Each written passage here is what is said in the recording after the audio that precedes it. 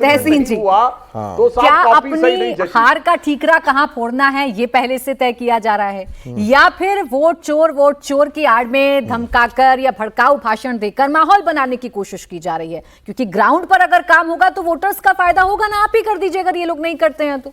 Thank you Prachi जी, आपके साथ show में शिरकत करने का मौका मिला। मैं सुधांशु जी की आखिरी बात से शुरू करते हैं, सभी बातों पे जाऊंगा। कह रहे कि अगर आप जीत नहीं सकते तो आप अंपायर पे उंगली उठाते हो। कंचन जी सुनिए ना, 20 अगस्त 2002 में हमारे माननीय मुख्यमंत्री उस वक्त के गुजरात के कहते इलेक्शन कमिश्नर ऑफ इंडिया ये ऑर्डर लेते वेटिकन से और सोनिया जी को मिलते चर्च के अंदर, और 24 अगस्त को अटल जी ने कहा ये गलत है, इस तरह की बातें नहीं करना चाहिए। वो क्या मैच नहीं जीत रहे थे, अंपायर पे उंगली उठा रहे, उंगली ने कह रहे थे चर्च में मिल रहे अंपायर। कब बोला था? 20 अगस्त 2002। इसके अलावा 8 अप्रैल को माननीय नरेंद्र मोदी जी जब चुनाव के लिए कैंपेन कर रहे कहते इलेक्शन कमीशन के बारे में कि इलेक्शन कमीशन बिल्कुल ही न्यूट्रल नहीं है, बिल्कुल ही पक्षपात कर रहा है। ट्वीट है, अभी भी उनका ट्वीट है। वो किस पे उंगली उठा रहे थे? आप करें तो चमत्कार, हम करें तो गुनहगार, ऐसे नहीं होगा ना सुधांशु जी। मोदी जी करे तो ठीक है, हम करें तो गलत, ऐसे नहीं होगा। अब आते हैं दूसरी बात पर। ये कैसा है कि कहते हैं कि बिहार में आबादी बढ़ रही है, जो पूरे डिलिमिटेशन होगा बिहार की वजह से बिहार में आबादी बढ़ रही है, लेकिन ऐसा इन्होंने ऐसा एसआईआर कर दिया कि नाम तो 65 लाख कटे, नाम एक भी नहीं जोड़ा। जिस सूबे में आबादी सबसे ज्यादा मुल्क में बढ़ रही है, मैं नहीं, कंचन जी फैमिली ऑफ हेल्थ अफेयर्स कह रहा है, उस सूबे में नाम ही ऐड नहीं हो रहा है। फिर कहते कि इलेक्शन कमीशन ने फैक्ट चेक कर दिया। वो गालिब का एक शायर था ना, मेरा कातिल ही मेरा मुंसिफ है, क्या मेरे हक में फैसला करेगा?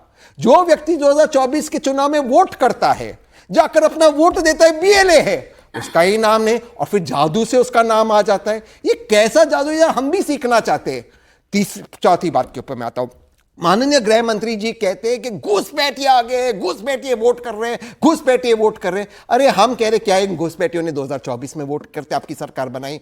तो फिर इलेक्शन कमीशन माफी मांगे, और अगर इन्होंने 2024 में वोट नहीं किया, 2024 के बाद आए तो माननीय गृह मंत्री जी माफी मांगे, दोनों में से एक तो माफी मांगे। और लास्ट चीज, जो चीज कंचन जी और मैं कह रहे, राहुल जी और तेजस्वी जी कह रहे, वही बात तो अनुराग ठाकुर जी कह रहे, वही कह रहे चीटिंग हुई, चीटिंग हुई, चीटिंग हुई। भाई चीटिंग का मतलब ये होता सब चीटिंग करे, चीटिंग का मतलब होता कोई चीटिंग ना करे। आप कह रहे हो कि सब चीटिंग करे, हम कह रहे हैं कोई चीटिंग नहीं करे। ये आप में और हम में अंतर है। आपने तो चंडीगढ़ में भी कोई जो चीटिंग कर रहा था कैमरा पे पकड़ा गया, अनिल जी, हाँ, उन पर भी आपने कोई एक्शन नहीं लिया। कमियां हैं, आप सीधा कह रहे हैं वोट चोरी है। तो क्या आप कह रहा हूं वोट चोर को गड्डी क्या छोड़ना आप लोग माफी मांगिएगा कि आप पूरे देश के जनादेश को ही गलत बता रहे हैं, आप देश के वोटर्स को गलत बता रहे हैं? तहसीन पूनावाला जी, आप लोग ये कहते हैं कि आप मरे जिए तड़पे कोई फर्क नहीं पड़ता क्योंकि सरकार तो चोरी से बनती है, यानी वो लोग जो वोट करते हैं, वो लोग जो पोलिंग बूथ्स पर जाते हैं, आपने तो उनके जनादेश का ही अपमान कर दिया। तहसीन जी, 99 सीट आपको मिले तो वो जेन्युइन वोटर्स, और अगर इनकी जीत हो जाए तो वो सब फर्जी, सब वोट चोरी है। हम तो कह रहे कि लोग जा रहे हैं वोटिंग बूथ पे, हम कह रहे 5 बजे के बाद का वीडियो दिखा दो, कोर्ट ने कहा इनको वीडियो दिखा दो। ये कह रहे कि बहू बेटी की इज्जत जाएगी, हम 5 बजे के बाद का वीडियो नहीं दिखाएंगे। जवाब 45 दिन तक बहू बेटी की इज्जत नहीं जाती, 46 डे पे इज्जत जाती है। ये कह रहे हैं, छोटा सा काउंटर, और सीसीटीवी क्यों लगा रहे? फिर बोले सुधांशु जी बोले। हाँ